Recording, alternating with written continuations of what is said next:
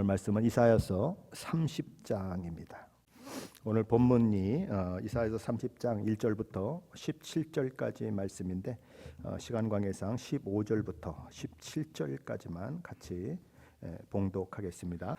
주 여호와 이스라엘의 거룩하신 이가 이같이 말씀하시되 너희가 돌이켜 조용히 있어야 구원을 얻을 것이요 잠잠하고 신뢰하여야 힘을 얻을 것이거늘 너희가 원하지 아니하고 이르기를 아니라 우리가 말 타고 도망하리라 하였으므로 너희가 도망할 것이요 또 이르기를 우리가 빠른 짐승을 타리라 하였으므로 너희를 쫓는 자들이 빠르리니 한 사람이 꾸짖은즉 천 사람이 도망하겠고 다섯이 꾸짖은즉 너희가 다 도망하고 너희 남은 자는 겨우 산 꼭대기에 깃대 같겠고 산마루 위에 깃이 같으리라 하셨느니라. 아멘. 믿지 않는 세상 사람들이나 믿는 하나님의 사람들이나 공통적으로 맞닥뜨리는 것이 있다면 그것은 현실일 것입니다. 세상 사람들도 현실을 살아가고 있고 하나님의 사람들도 현실을 살아가고 있습니다. 세상 사람들도 하나님의 사람들도 살아가면서 수많은 해결해야 할 문제들을 만납니다. 풀어야 할 숙제들을 만납니다. 그리고 극복해야 할 일들을 만나게 되는 것, 그것이 피할 수 없는 삶의 현장이다라고 할 수 있겠죠. 북이스라엘과 남유다가 맞닥뜨렸던 아수르라고 하는 제국, 삶의 기반을 뿌리째 흔들어 놓을 만큼 강력한 수많은 어려움과 역경으로 인해 혼돈과 어려움에 직면하게 될 때가 있는 것이 바로 저와 여러분이 살고 있는 현실인 것입니다. 그러면 그런 현실 속에서 믿는 자는 어떤 마음과 어떤 태도로 살아야 할까 하는 것, 그것이 이사야 30장 말씀을 통해서 하나님께서 우리에게 주시는 말씀인 것입니다. 이사야 30장 말씀은 남유다 백성들이 당대를 호령했던 아수르라고 하는 제국으로 말미암아 겪는 아픔과 고통, 혼란과 어려움이 가중되는 가운데 취한 믿음의 자세와 행동은 어떠했는가 하는 것을 잘 보여줍니다. 그리고 왜 그런 환경 가운데 있었던 이 남유다 백성들이 하나님께 책망을 받을 수밖에 없었는가? 도대체 그들은 어떤 믿음의 태도와 자세를 보였기에 하나님께서 책망하실 수밖에 없었는가 하는 것을 또한 보여주며 우리에게 교훈하고 있는 말씀인 것이죠. 자, 그렇다면 아수르의 그 위협과 침략 앞에 선 남유다가 어떤 반응을 보였기에 하나님께로부터 책망과 훈계를 받게 되었을까요? 우리 이사야서 30장 1절 2절 말씀입니다. 한번 같이 읽어보겠습니다. 1절 2절입니다. 여호와께서 이르시되 배역한 자식들은 화 있을진저 그들이 계교를 베푸나 나로 말미암지 아니하며 맹약을 맺으나 나의 영으로 말미암지 아니하고 죄에 죄를 더하도다. 그들이 바로의 세력 안에서 스스로 강하려 하며 애굽의 그늘에 피하려 하여 애굽으로 내려갔으되 나의 입에 묻지 아니하였도다. 여기 보면 하나님께서 이스라엘 백성들, 유다 백성들을 향해서 패역한 자식들이다라고 부르십니다. 패역한 백성이지만 여전히 자식이다라는 거죠. 패역하다는 것이 무엇입니까? 완고하다는 것입니다. 고집이 세다는 것입니다. 도덕적으로 다루기 어렵다는 것이고 반항적이다라는 것이죠. 누가요? 하나님의 백성이라고 하는 남유다 백성들이 그러했다라는 것입니다. 그들이 그렇게 불리워지는 이유는 무엇입니까? 어떤 상황을 맞닥뜨렸을 때 그들이 하나님께 묻지도 않고 하나님의 답을 구하지도 않고 자기 소견에 좋은 대로 자기 생각을 따라 행하며 결국 하나님이 원하시는 것과는 전혀 다른 방향으로 움직였기 때문입니다. 신명기 21장에 보면 부모에게 완악하고 패역하여서 부모의 말을 듣지 않을 뿐만 아니라 방탕하게 행하고 술에 잠긴 자식에 대한 그 징계를 어떻게 할 것인가 라는 이야기가 나옵니다. 그런 자식이 있을 때 부모는 그 자식들을 성읍의 장로들에게 가서 내 아들은 또는 내 딸은 이러이러합니다 라고 이야기하고 그것이 사실인 것이 확인이 되면 그를 어떻게 해야 하는가? 성경은 이렇게 얘기합니다. 모든 성읍의 장로들이 사람들을 동원해서 그들로 하여금 돌로 이 패역한 자식을, 완악한 자식을 쳐서 죽게 만들어라 라는 거죠. 패역하다고 하는 것, 완악하다고 하는 것은 그만큼 아주 굉장한 것입니다. 굉장한 악이다라는 것이죠. 지금 이스라엘 백성들이 바로 그런 모습 가운데 있다라는 것입니다. 그러면 도대체 그들은 어떤 짓을 했길래 패역한 자식들로 불리워지고 있는 것일까요? 첫째로 그들은 하나님으로 말미암지 않는 계교를 베풀었다라고 성경은 이야기합니다. 계교라고 하는 것은 방책을 말합니다. 해결책을 도모하는 것을 말합니다. 어떤 해결책?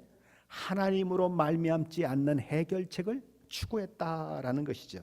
그들이 그들의 문제를 해결하기 위해서, 그들의 현실적 어려움을 타개하기 위해서 외교적인 계획을 세웠지만 문제는 그 계획이 하나님으로 말미암는 계획이 아니었다. 하나님이 원하시는 것과는 정반대되는 계획이었다라는 것입니다. 그래서 그들이 완악하다, 그렇게 패역하다, 그렇게 이름이 불려지고 있는 것이죠. 둘째로 그들은 맹약을 맺었으나 하나님의 영에 의해 지시받지 않는 맹약을 맺었다라고 성경은 기록합니다. 여기 맹약이라고 하는 것은 이게 그늘, 보호막 이런 말로 번역이 가능한 단어입니다. 그러니까 쉽게 말하면 아수르의 위협으로부터 남유다가 벗어나기 위해서 누구를 보호막으로 삼으려고 했는가? 바로 이 애굽을 보호막으로 사용하려고 했다라는 것입니다. 그래서 애굽과 군사적인 동맹을 맺고 그들을 보호막으로 삼아서 아수르 제국의 침입을 막으려고 했다라는 것이죠. 하지만 그들의 보호막은 누구여야 하는가? 애굽이 아니라 하나님이셔야 한다라는 거죠. 여호와 하나님은 그들에게 말씀하셨습니다. 나는 너희의 피난처요 요새요 너희가 의지할 바위가 된다. 너희들의 그늘이요 너희들을 은밀한 곳에 숨기는 분이시고 모든 열방과 나라와 민족으로부터 너희를 보호하고 지키는 자다라고 말씀하셨습니다. 하지만 이스라엘 백성들은 그런 하나님을 의지하기보다 애굽을 의지하는 길을 택했다라는 것이죠. 실제로 그들은 이런 모든 행동을 하게 되는데 그런 행동들은 결국 죄를 더하는 반역적이고 악한 행동뿐이다라고 하나님은 책망하십니다. 문제의 해결을 하나님 안에서 해결하고 하지 않고 자기 생각과 방법을 따라 해결하라는 시도, 하나님을 보호막으로 삼지 않고 애굽을 보호막으로 삼아 자신의 문제를 해결하려는 시도는 결국 죄를 더하는 것에 다름 아니다. 그렇게 말씀하시는 것입니다. 그리고 넷째로 이제 조금 더 구체적으로 도대체 그들이 맹약한 것이 무엇인가? 그들이 보호막으로 삼은 것이 무엇인가? 그들이 이렇게 방책을 세운 것이 무엇인가? 이런 것들을 구체적으로 얘기하는 것입니다. 그래서 애굽이라고 하는 그 이름이 직접적으로 그렇게 언급이 되는 거죠. 애굽의 힘을 의지하려고 했고 애굽의 그늘에 피하려고 했고 애굽에 내려가서 그들의 도움을 구하려고 했다는 사실에 대해서 우리 하나님은 책망하시는 것입니다. 이 네 가지 사실은 다 뭘 얘기하는 것입니까? 이 남유다가 결국은 그들의 정책과 방향과 행동 이런 것들이 하나님과 상관없는, 그렇죠? 그런 정책, 방향, 행동이었다라는 것이죠. 하나님의 백성인데 하나님과 상관없는 삶, 하나님의 백성인데 하나님께 묻지도 않고 답을 구하지도 않고 자기 마음대로 사는 삶, 그 삶을 누가 살았는가? 남유다 백성들이 살았다라는 것이죠. 왜 우리가 하나님 앞에 기도합니까? 하나님 앞에 묻기 위해서 그런 것이죠. 기도를 통해 하나님의 도우심과 인도하심을 경험하기 위해서 우리는 기도하는 것입니다. 뭔가 문제를 결정하기 어려울 때 하나님 앞에 나와 계속 기도할 때 하나님께서 마음 가운데 어떤 생각을 주실 때가 있습니다. 어떤 때에는 너 혼자 고민하지 말고 너희 담임 목사를 한번 찾아가 봐. 아니면 너희 순장을 한번 찾아가서 의논을 해봐. 그런 마음을 주실 때가 있어요. 그럼 가서 의논하다 보면 이렇게 답이 풀리는 경우가 있는 것입니다. 바로 그래서 우리는 기도하는 거죠. 자, 그런데 이 남유다 백성들은 하나님 앞에 묻는 것조차 하지 않았다라는 것이죠. 직장 생활을 하면서 가장 위험한 사람이 누구일까요? 묻지 않고 일을 벌이는 사람입니다. 그렇지 않아요? 상사에게 허락도 받지 않고 사장에게 허락도 받지 않고 자기 마음대로 하다가 실패하면 어떻게 되죠? 뭐 작은 일일 때는 뭐 이렇게 감봉이나 아니면 뭐 출근 정지 뭐 몇 달 이렇게 될 수 있지만 큰 사건을 잘못 터뜨리게 되면 그때는 파이어 되죠.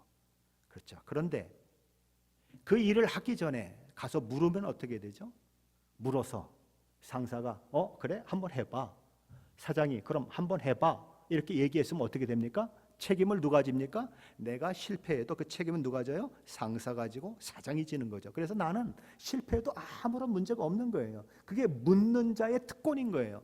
그러니까 우리가 하나님 앞에 묻고 하나님 앞에 구하고 하나님의 그 대답을 듣는 것은 굉장히 중요한 거예요. 왜요? 하나님이 책임지시는 거예요. 그때부터는.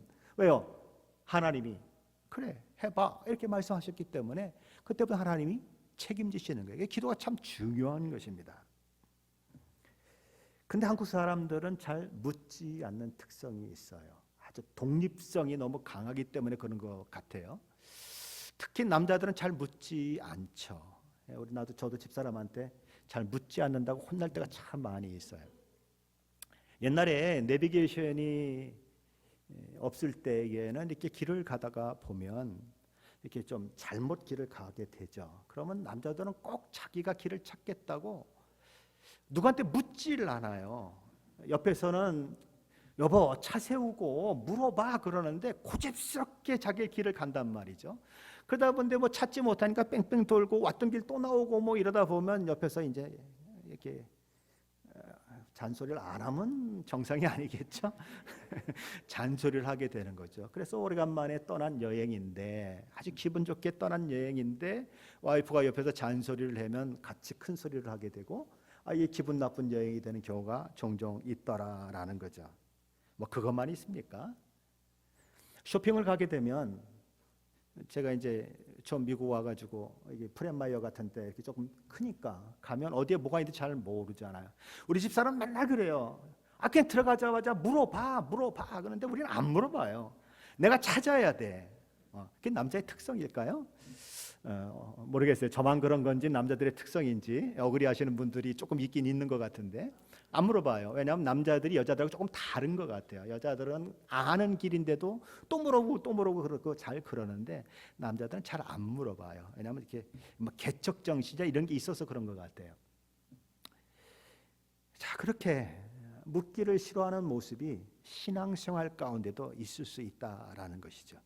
이런 정도야 내가 다 처리해도 되지. 뭐 그러고 그냥 자기 생각대로 그렇게 처리하는 경우가 있는데 묻지 않고 길을 가다가 갔던 길 또 나타나고 갔던 길 또 나타나가면 이 아내가 어떻게 할까요? 이 아내의 마음속에 이 천불이 난다 그러죠. 천불이. 그러니까 뭐 좋은 얘기가 나올 수가 없는 거죠. 물으면 금방 찾을 수 있는데 안 물어요.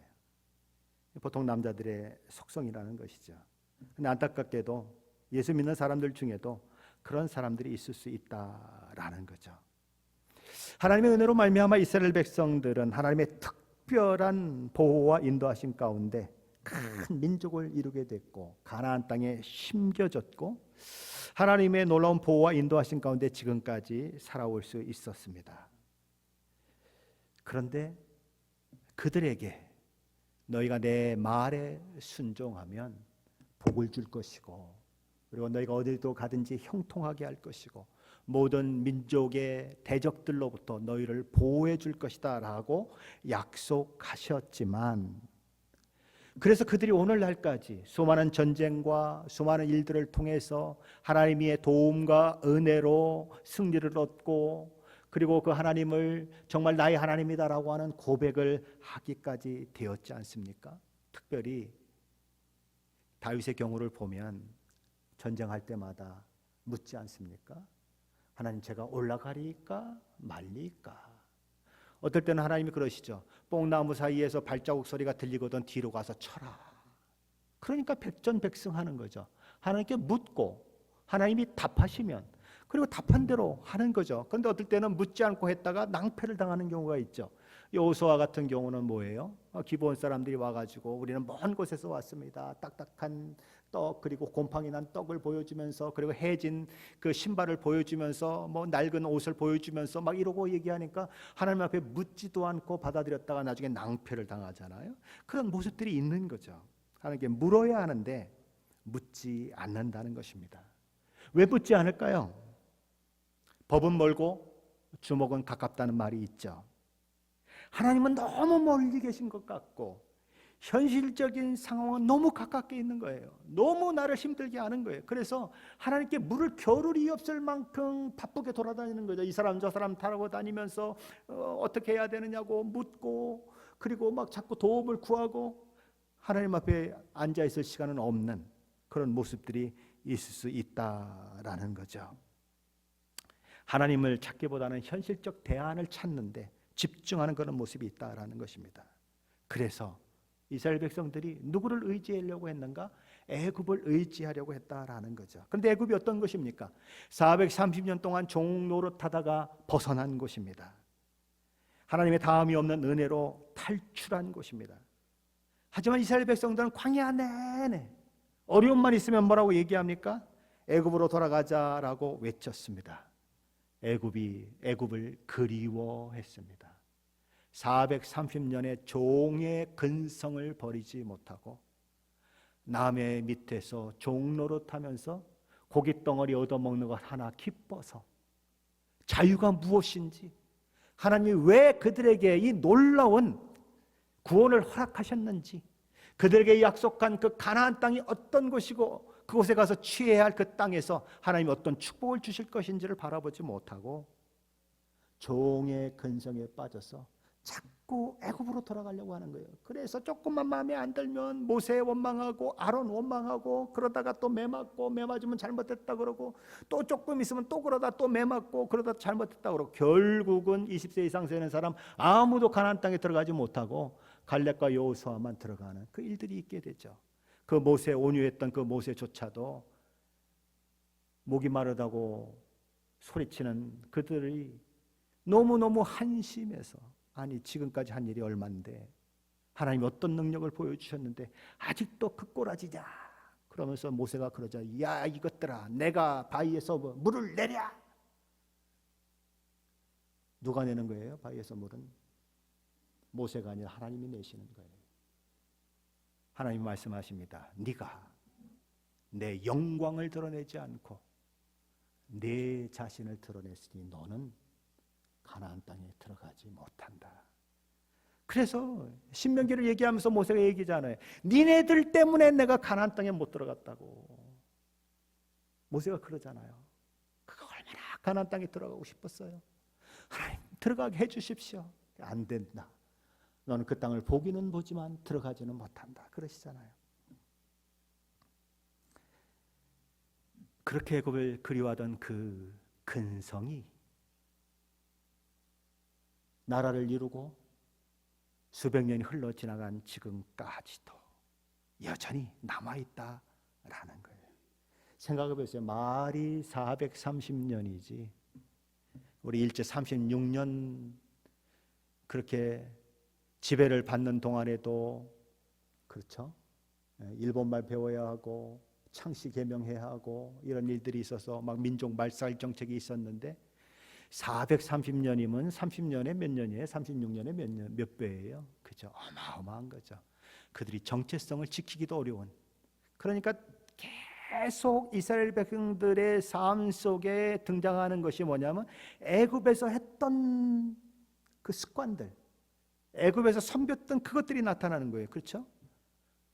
북이스라엘의 여로보암 2세도 땅 만들어 놓은 게 뭐예요? 금송아지 만들어 놓고 그거 하나님이다. 그게 어디서 섬겼던 거예요? 애굽에서 섬겼던 거 아닙니까? 시내산 앞에서, 시내산에서 모세가 하나님의 율법을 받을 때에도 그들이 만들어 놓은 건 뭡니까? 금송아지예요. 그래서 하나님은 그런 그들을 위해서 선지자를 보내고 선견자를 보내고 그랬어요. 그런데 소기의 경 읽기를 한 것처럼 아무런 소용이 없었다라는 거죠. 오늘 9절로 11절 말씀 한번 같이 읽어보겠습니다. 9절로 11절입니다. 대저 이는 패역한 백성이요 거짓말하는 자식들이요 여호와의 법을 듣기 싫어하는 자식들이라. 그들이 선견자들에게 이르기를 선결하지 말라. 선견자들에게 이르기를 우리에게 바른 것을 보이지 말라. 우리에게 부드러운 말을 하라. 거짓된 것을 보이라.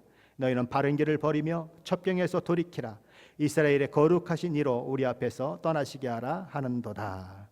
제가 계속 선견자로 읽었는데 아마 하나는 선지자로 되어 있죠? 맞습니까? 예. 선견자와 선지자는 같은 말입니다.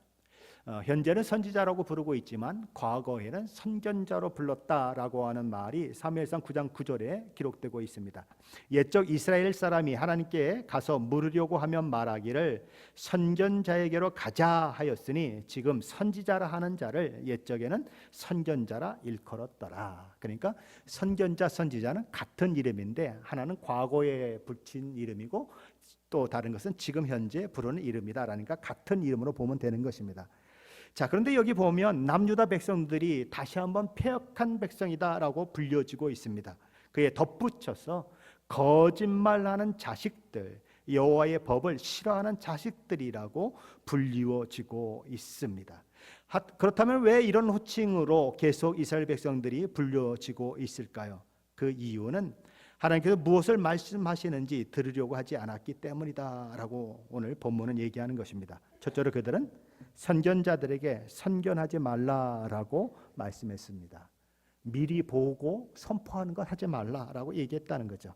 셋째로 그들은 선지자들에게 부드러운 말을 하라고 요구했습니다. 귀에 거슬리는 하나님의 말씀, 책망과 교훈과 바르게 함을 위해 선포되는 말씀 하지 마시고 우리 귀 좀 즐겁게 해주는 그 말씀 하십시오라고 부드러운 말을 하라고 그렇게 요구했다라는 것이죠. 넷째로 그들은 비록 하나님의 말씀과 상충된다고 하더라도 거짓말이라도 좋으니 그 말 해달라고 요청했다라는 것입니다. 다섯째로 그들은 선지자들에게 정도를 버리라고 바른 길에서 벗어나라고 요구했다라는 것입니다. 왜 그렇게 요구했습니까? 정도로 가는 것이 싫기 때문에, 바른 길로 가는 것이 싫기 때문에 그렇게 요구했다라는 거죠.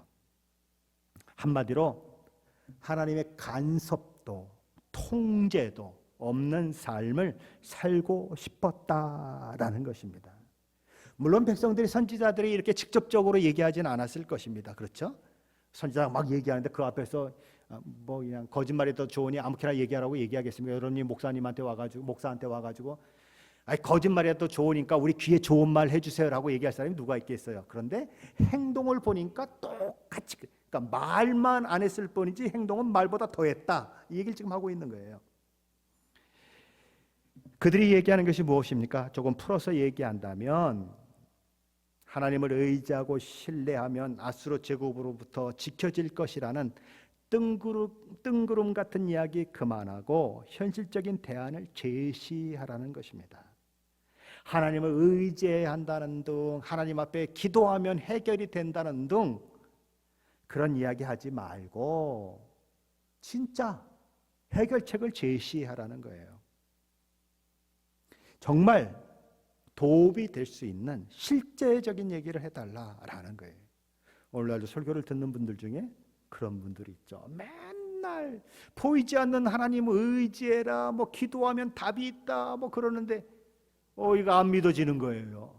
그런 거 말고 어떻게 하면 좀 부자가 될 수 있는지, 어떻게 하면 더 건강해질 수 있는지, 뭐 이런 거 가르쳐 주면 좋겠는데, 그리고 예수 믿으면 모든 게 잘 됩니다. 그러고 그냥 여러분 일주일 동안 많이 힘드셨죠. 교회 오시면은 여러분을 하나님이 다 위로해 주시고 기쁨을 주십니다.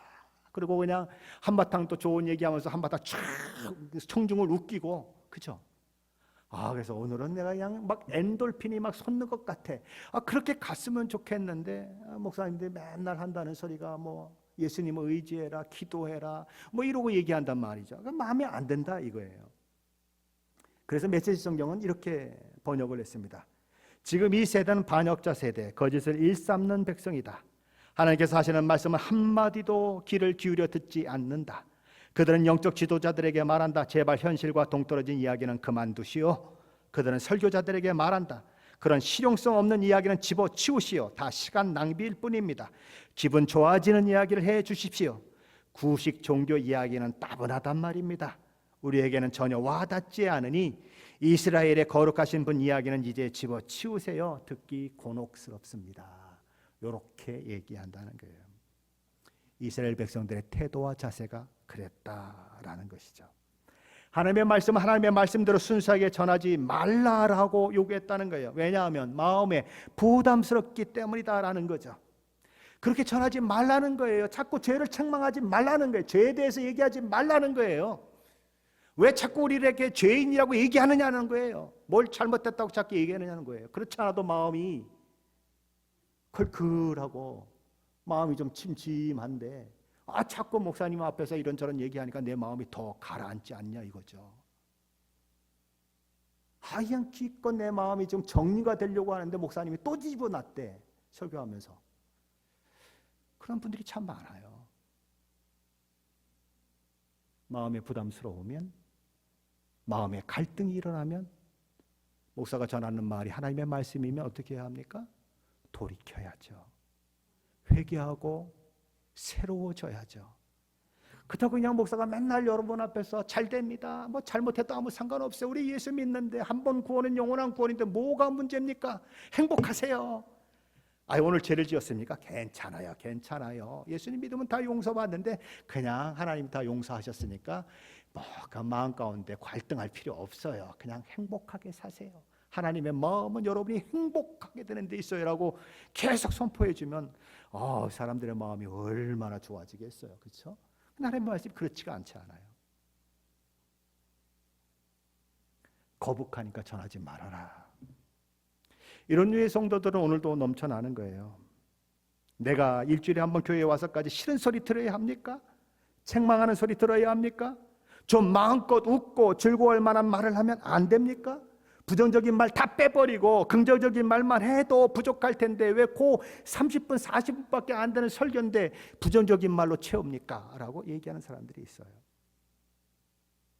듣기 좋을 말만 해달라라는 거죠. 수십 년 교회 다녀도 변하지 않는 이유가 무엇일까요? 오랜 교회 생활에도 불구하고 믿음이 커지지 않고 영적 성장이 멈춘 사람처럼 제자리 걸음을 하거나 아니면 심지어 후퇴해버리는 이유가 무엇일까요? 듣고 싶은 대로 듣고 읽고 싶은 대로 읽기 때문인 거죠. 하나님의 말씀은 하나님의 말씀이고 나의 삶은 나의 삶이라고 생각하면서 하나님의 말씀과는 상관없는 내 생각과 내 뜻과 내 의지로 점철된 그런 삶을 살았기 때문이 아닐까요? 하나님의 말씀을 고리타분한 옛날 이야기처럼 취급하고 실제 자신의 삶 속에서는 하나님의 말씀을 적용하는 데 실패했기 때문이 아닐까요? 하나님이 하나님 되시면 이론적으로는 인정하는데 실제의 삶 속에서는 부정하며 살아가는 사람들이 너무나 많다는 거예요. 정말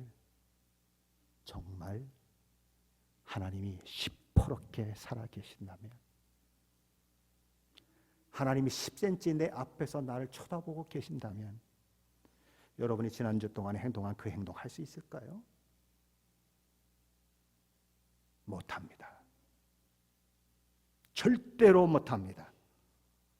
하나님이 정말 내 앞에서 보고 계신다고 생각하면 절대로 그런 행동 못해요. 그런데 마음 놓고 하는 거예요. 뭐 때문에?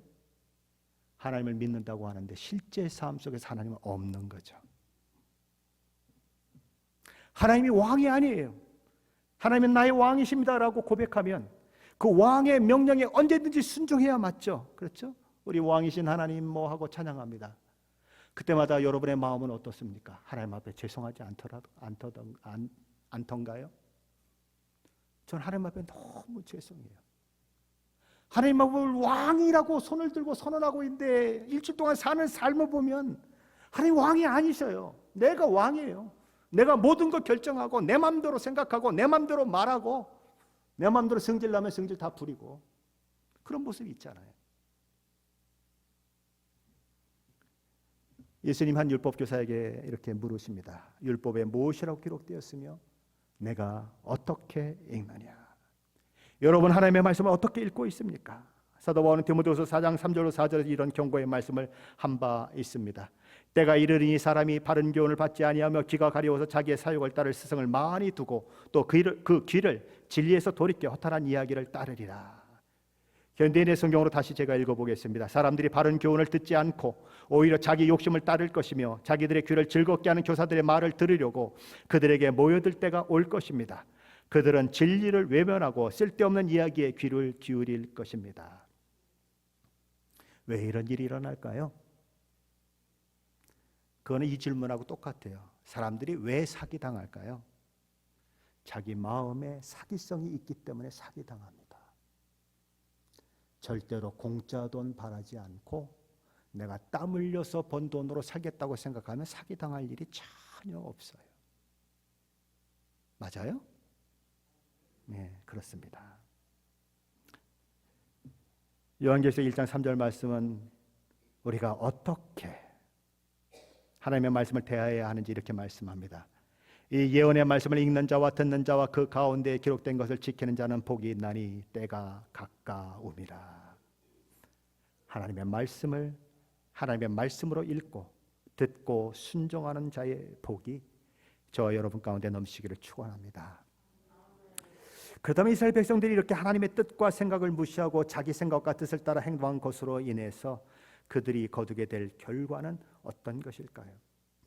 첫째로 그들은 애굽이 전혀 그들의 보호막이 될 수 없다는 것을 절실히 깨닫게 될 것이고 그에 대한 대가로 엄청난 고통과 어려움 가운데 처해질 것입니다. 그들은 애굽을 의지해서 아수르 제국의 위협과 위험으로부터 벗어나려고 합니다. 하지만 그들의 그런 노력과 수고는 헛된 노력과 수고로 끝이 나게 될 것이다. 그들은 메마르고 위험한 사막, 온갖 위험한 독사와 사자와 불뱀들이 거처하는 사막을 통과해서라도 사신들을 보내서 애굽의 도움을 구하려고 추구했지만 그 결과는 아무런 유익을 만들어내지 못한다. 왜냐하면 애굽의 도움은 헛것이 될 수밖에 없기 때문이다. 오히려 수치를 당하게 될 것이고 수욕을 당하게 될 것이다 라고 이야기하는 것입니다. 자, 오늘 이사야서 30장 6절 7절 말씀입니다. 한번 같이 읽어보겠습니다. 6절 7절입니다. 네겝 짐승들에 관한 경고라. 사신들이 그들의 재물을 어린 나귀 등에 싣고 그들의 보물을 낙타 안장에 얹고 암사자와 숫자자와 독사와 및 날아다니는 불뱀이 나오는 위험하고 곤고한 땅을 지나 자기에게 무익한 민족에게로 갔으나 애굽의 도움이 헛되고 무익하니라. 그러므로 내가 애굽을 가만히 앉은 라합이라 일컬었느니라. 애굽으로 돌아가지 말라고 하나님은 말씀하셨는데 애굽의 도움을 구하지 말고 애굽으로부터 병마나 또 전차 뭐 이런 것들을 구하지 말라고, 병거 같은 것을 구하지 말라고 했는데 구하러 간 그들 아무런 유익을 얻지 못한다라는 것입니다. 둘째로 이스라엘 백성들은 하나님의 말씀을 무시하고 하나님의 경고를 무시한 대가를 치르되 그야말로 철저하게 치르게 될 것이다 라고 이야기합니다. 우리 13절 14절 말씀입니다. 한번 같이 읽어봅니다. 13절 14절입니다. 이 죄악이 너희에게 마치 무너지려고 터진 담이 불쑥 나와 순식간에 무너진 같게 되리라 하셨은즉 그가 이 나라를 무너뜨리시되 토기장이가 그릇을 깨트린 같이 아낌이 없이 부수시리니 그 조각 중에서 아궁이에게 불을 붙이거나 물 웅덩이에서 물을 뜰 것도 얻지 못하리라. 하나님 세 가지를 말씀하십니다. 하나는 금이 가서 막 허물어지려고 하는 그런 담을 얘기하십니다. 담이 곧게 이렇게 쌓여져 있어야 되는데 이게 무너지려고 하면 앞에가 이렇게 푹 튀어나와 있는 그런 상황이 되었다는 거죠. 그러니까 곧 무너져 내린다는 것입니다. 그리고 또 하나는 뭐냐면 두 가지 그릇을 얘기하는 거예요. 나무 그릇과 그리고 질 항아리로 같이 이렇게 흙으로 된 구워서 만든 그런 그릇에 대한 이야기를 하는 것입니다. 그런데 얼마나 크게 부서졌는지, 얼마나 잘게 부서졌는지, 나무로 된 그릇은 아주 산산조각이 나서 땔감으로 쓸 수 없게 될 것이다. 그리고 흙으로 지은 이런 항아리 같은 그릇들, 이 또 나는 뭐 여러 가지 그릇들이 있을 수 있겠죠.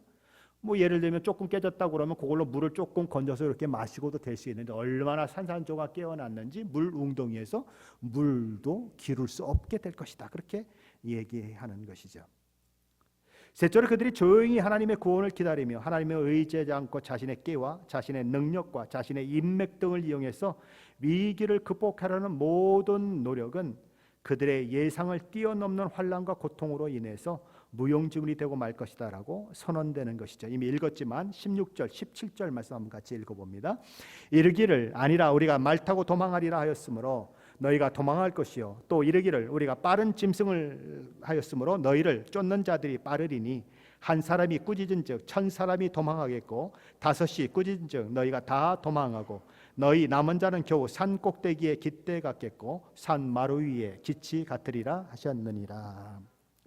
에이 뭐 유사시에 전쟁이 나면 여객기 타고 도망가면 되지라고 생각했는데 적들이 제트기 타고 쫓아왔더라, 그런 얘기예요.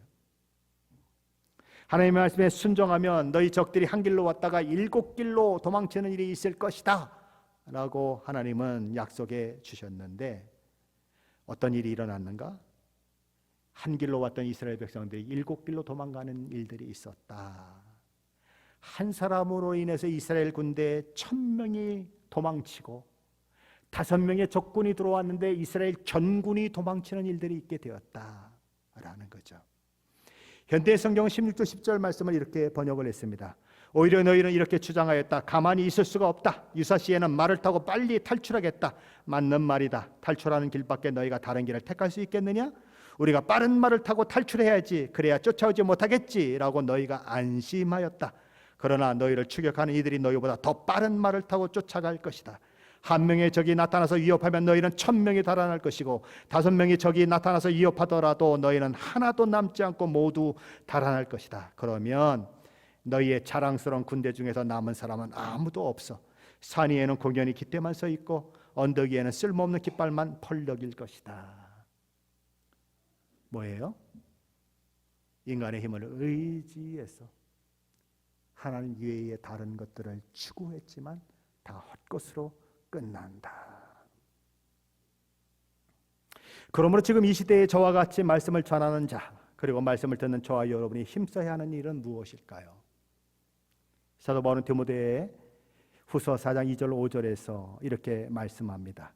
제가 메시지 성경을 한번 읽어보겠습니다. 아까 이게 잠깐 일반 성경으로 읽어봤지만 제가 메시지 성경을 한번 읽어보겠습니다. 그대는 메시지를 힘차게 선포하십시오. 마음을 놓지 마십시오.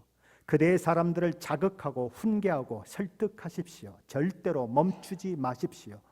그 일을 단순하게 지속하십시오. 그대는 사람들이 건전한 가르침을 싫어하고 영적 불량식품, 자신들의 기호에 맞는 변덕스러운 의견으로 배를 채우려고 할 때가 온다는 것을 알게 될 것입니다. 저들은 진리를 등지고 헛된 망상을 쫓을 것입니다. 그러나 그들은 하고 있는 일에 시선을 고정하여 좋은 시기든 힘든 시기든 메시지를 살아있게 하며 하나님의 일꾼으로 그대의 일을 빈틈없이 하십시오. 사람들이 영적 불량식품을 좋아하지만 불량식품 먹으려고 하지 말고 꾸준히 멈추지 말고 지속적으로 하나님의 말씀을 전해라 라는 거예요. 그렇게 하는 것이 목사인 제가 해야 할 일인 것이죠. 그러면 성도 여러분이 해야 할 일은 뭡니까? 영적 불량식품으로 배를 채우려고 하지 말고 양약과 같은 말씀으로 배를 채워야 한다라는 것입니다. 불량식품이 맛있는 이유가 뭡니까? 달고, 그렇죠? 먹으면 아주 달콤하기 때문에 그렇지 않아요. 그러나 양약은 입에 쓴 법이죠. 그런데 어떻게 하라는 것입니까? 입에 쓰다고 뱉어내지 말고 먹으면 양약이니까 먹어라, 그 얘기를 하는 것입니다. 귀에 거슬리고 마음에 거부감을 주는 말씀이라고 하더라도 그것이 하나님의 말씀이면 기꺼이 받아들이고 그 말씀이 내 속에서 소화되어 레마의 말씀이 되도록 해야 한다라는 것입니다. 기록된 주의 말씀이 하나님께서 내게 직접 1대1로 말씀하시는 것처럼 들리는, 그래서 순종하는 그런 말씀이 돼야 한다라는 거죠. 그런 은혜가 저와 여러분 가운데 넘치시기를 우리 주 예수 그리스도의 이름으로 간절히 축원합니다.